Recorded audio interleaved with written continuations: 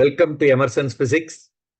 இந்த சேனல்ல NCERT exercise, NCERT எக்ஸாம்பிளருடைய கொஸ்டின்ஸை ரொம்ப சிம்பிளா ஈஸியா புரியுற மாதிரி சொல்யூஷன் கொடுத்துருக்கேன். Definitely it will be useful for your board examination as well as for preparation of entrance examination like NEET and JEE. Please subscribe and follow. At what angle should a ray of lights be incident on the face? அப்போ அவன் கேட்டது என்னன்னு தெரியுதா? I தான் கேட்டிருக்கான்.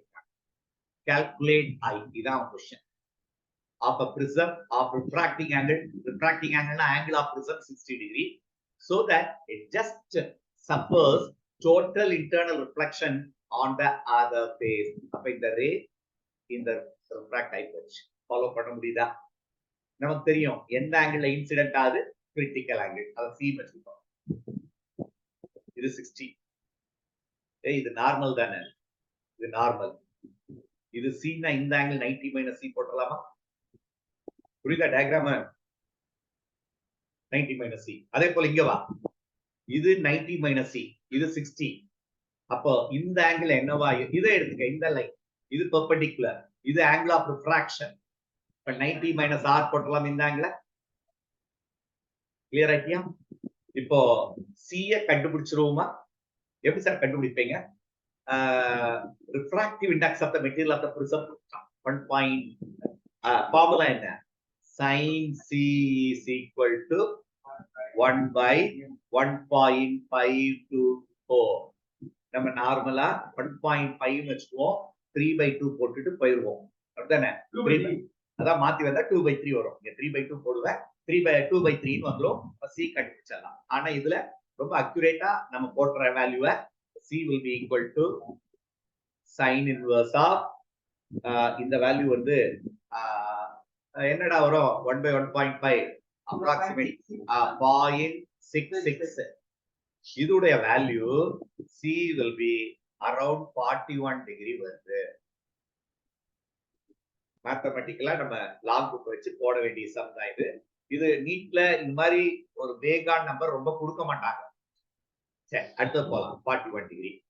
இப்போ என்ன கண்டுபிடிச்சாச்சு கண்ணு? சி. இப்போ அப்ப இந்த ஆங்கிள் எவ்வளவா இருந்திருக்கும்? sin 90 minus c.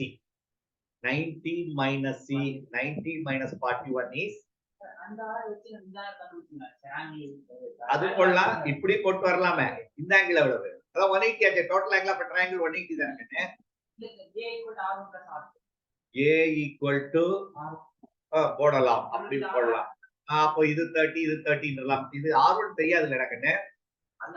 இது 41. எப்படி போட்டா போடலாம். சரி, அவன் சொல்றது எப்படின்னா, இத போட்டுட்டு இந்த வேல்யூ தெரிஞ்சிரும். எவ்வளவு? 90 minus 41 எவ்வளவு? 49.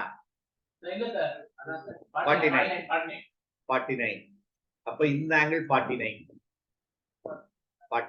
அப்ப இந்த ஆங்கிள் என்னவா இருந்திருக்கும்? இந்த ஆங்கிள் எவ்வளவு? 90 minus 49. அப்போ அதே 41 தான் இருந்திருக்கணும். 90 minus 49 41. அவன் சொல்ற மாதிரி R1 plus R2 equal to A, which is 60.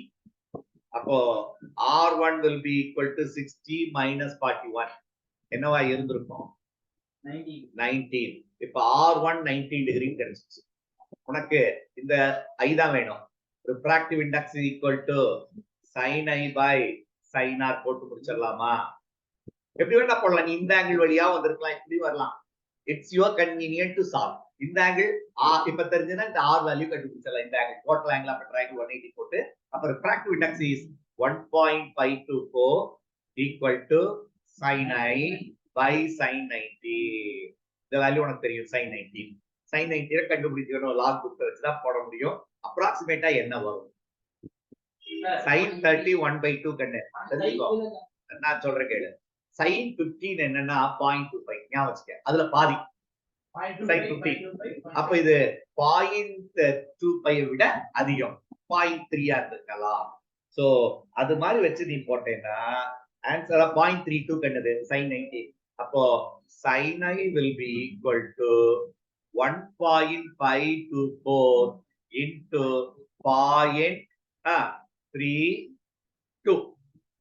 அப்போ answer is I will be equal to sin inverse of இந்த வேல்யூ கால்குலேட் பண்ணா இது ரெண்டையும் மல்டிப்ளை பண்ணேன்னா ஐ வேல்யூ என்ன வந்துச்சுன்னா கரெக்டா 29 டிகிரி 27 மினிட்ஸ்.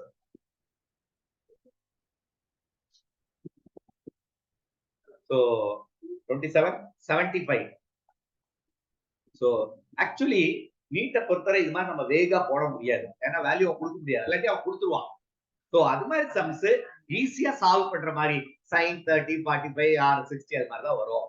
எனிவே இது என்சிஆர்டில கொடுத்ததுனால நம்ம போடுறோம். மாடல் புரிஞ்சுக்கோ, இது வந்தா நம்ம எப்படி சால்வ் பண்றதுன்றதான். இது ஒரு ஈஸியான கொஸ்டின், எக்ஸ்பெக்டட் கொஸ்டின் கூட இந்த மாடல் வரும்.